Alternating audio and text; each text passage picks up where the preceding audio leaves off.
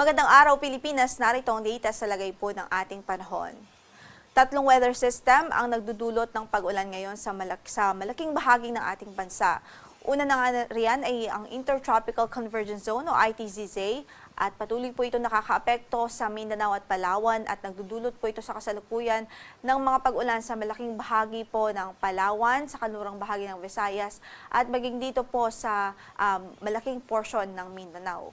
Samantala yung easterlies nagdudulot din ito ng mga pag-ulan dito po sa silangang bahagi ng Luzon at kasalukuyan po ay nagpapaulan ito sa Aurora, Quezon, maging sa Camarines Norte. Samantala yung shear line ay ito po yung boundary ng dalawang hangin o air masses na magkaiba ang temperatura o malaki ang pagkakaiba sa temperatura and in result nagdudulot huyan ng mga kaulapan at ngayon nga po ay nagpapaulan ito dito sa extreme northern Luzon.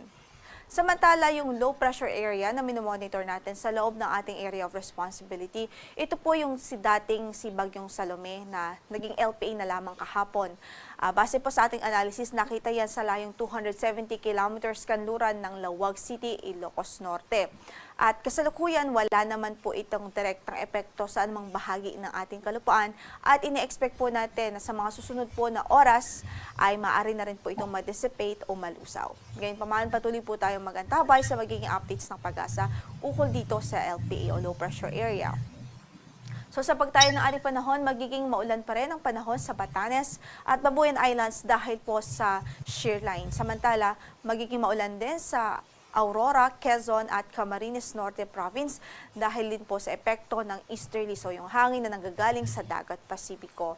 Samantala sa natitirang bahagi po ng Luzon at maging sa Palawan po magiging maulan din tayo dahil sa Intertropical Convergence Zone. But apart from that, sa Metro Manila at natitirang bahagi ng Luzon ay isolated, mga pulo-pulong, mga mahihinang pag-ulan ang pwede pong maranasan.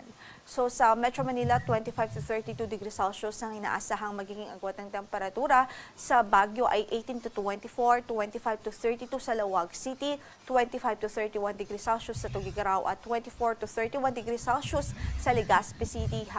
Habang sa Tagaytay ay 22 to 30 degrees Celsius. So ang magiging agwat ng temperatura. Samantala, sa pagtayo naman po ng ating panahon dito sa Visayas at ilang bahagi ng Mindanao, magiging mataas pa rin ang tsansa ng mga pag-ulan sa maghapong ito dito po sa Zamboanga Peninsula, sa Bangsamoro, sa Negros Island Region, sa Palawan Province, at maging dito po sa Sarangani at Sultan Kudarat, dulot pa rin ito ng Intertropical Convergence Zone o ITZZ.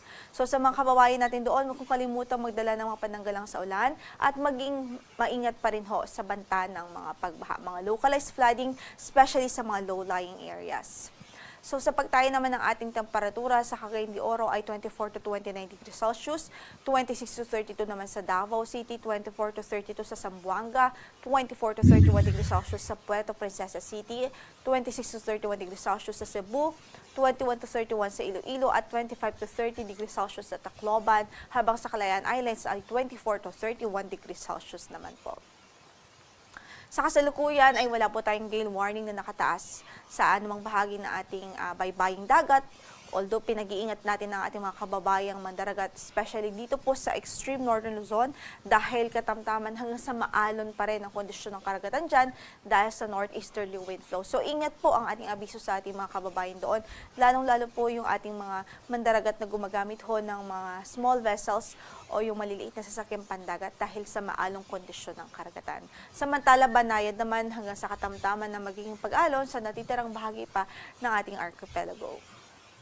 Ang sunrise natin for today is 5:49 in the morning, maya-maya lamang huyan at lulubog ang araw sa ganap na alas 5:31 ng hapon. Ito po si Lori de la Cruz Galicia. Magandang umaga po.